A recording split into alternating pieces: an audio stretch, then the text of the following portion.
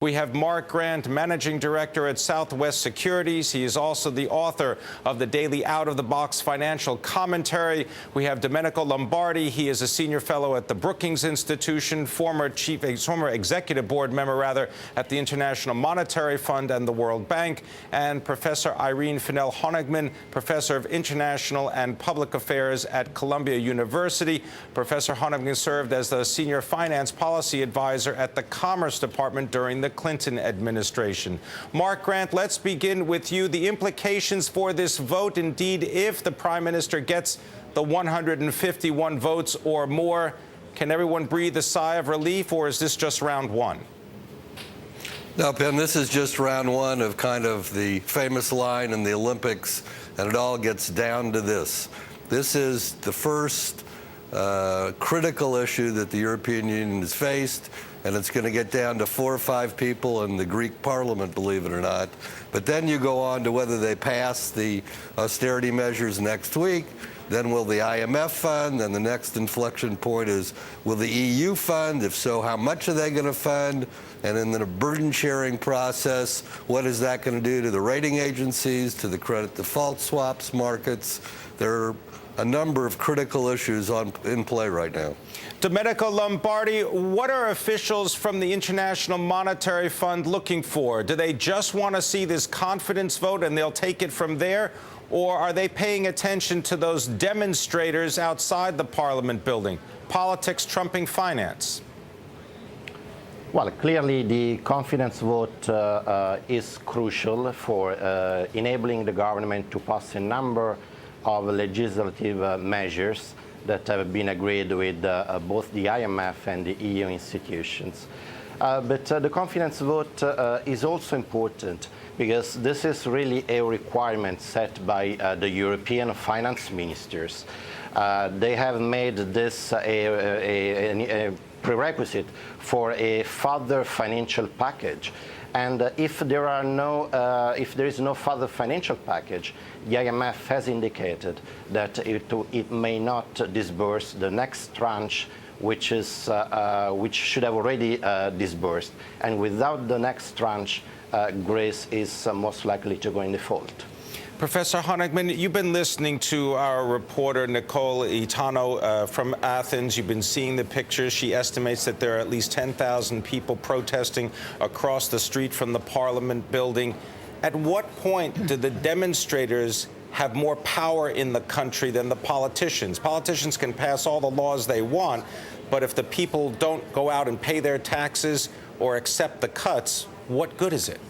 I think this is the terrible problem now of this enormous disconnect between, in a sense, the way people are responding to a lot of the crisis across Europe, not only Greece, which is sort of the crux point at this point, the flashpoint, but the fact that there's a lack of trust in governments at large, and particularly a total disconnect between what it appears not only their own governments are doing, but Brussels, multilateral institutions, the ECB seems to be imposing upon them. The problem with Greece is that what I'm concerned about right now is there perhaps almost a demonstration fatigue.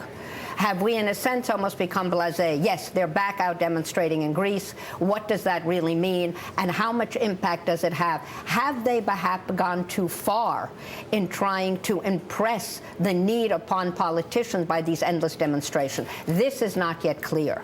The other problem is that what we now need from the politicians is to begin to set out a much clearer message to the people at large, as my colleagues just said, that they need to pay their taxes, that this is not an abstract set of complaints, that they not only need to be against everything, they need to make it clear what they are for, and politicians in turn have to tell them, how can we get there? Mark Grant, come in on this topic of what other countries in Europe are demanding of Greece. Part of that is a privatization program that is actionable, not just talk. What are your thoughts about privatizing much of the Greek industry? Well, I think that the European Union hasn't treated Greece like they were playing a friendly game of chess. They're making tremendous demands upon the people in the country in terms of the privatization, in terms of the austerity measures. Also to comment about what you've just said, it seemed to me during this whole time that the politicians in Europe and at the ECB, not just in Greece, have not been overtly truthful with the people.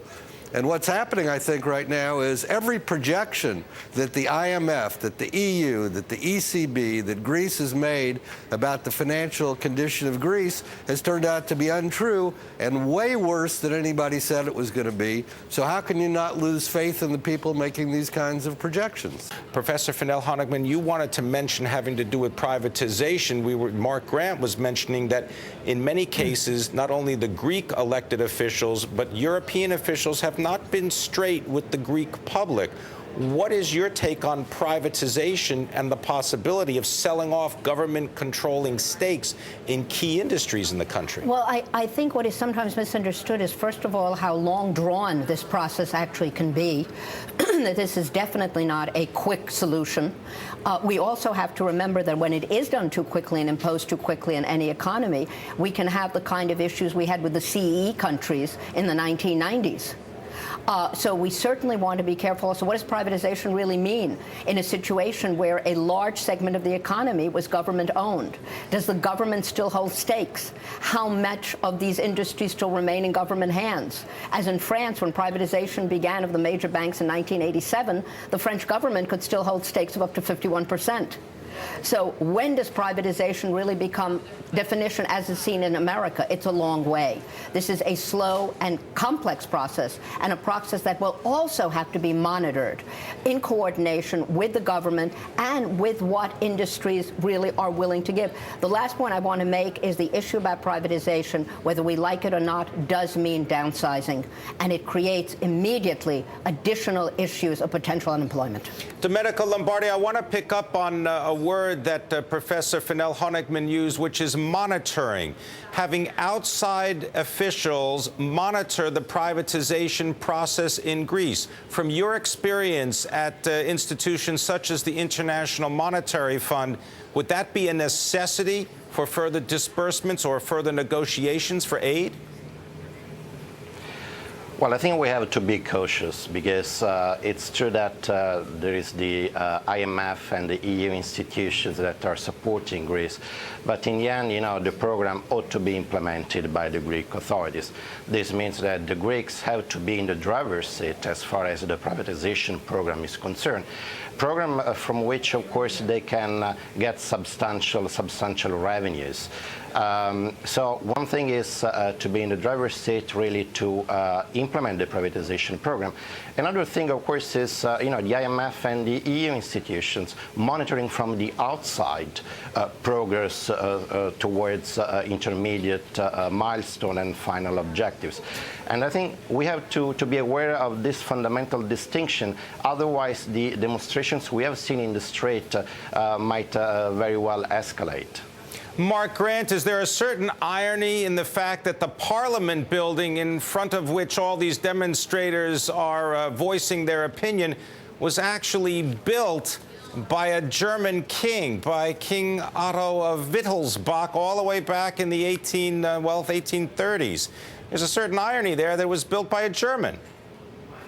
Well, of course, Pimm, that means that Germany is just coming back to reclaim what was theirs. I mean, but the issue that you raise about the privatizations, they're only talking about $50 billion. If you take the total debt of Greece, which is their sovereign debt, their bank debt, their municipal city debts, their $95 billion in derivatives, and you add it all up, it's somewhat over $1 trillion. So the issue of privatization is important, but my view is, Pimm, unless you were going to sell off Crete and the Acropolis and things of this sort, there's no way that this debt can get paid.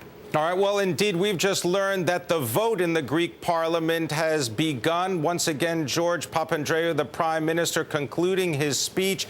He needs 151 votes for a motion of confidence. Professor Finel-Honigman, if he gets the vote of confidence, do you think that this sends a message that they can actually fix the European Union as it is now, or is it going to just mean kick the can down the road until later this summer? Well, I think, first of all, if he gets a vote of confidence, it'll make the markets feel a lot more comfortable that perhaps we're headed in the right direction. Is this a solution unto itself? No, it's not. This is the beginning of what hopefully may be a solution.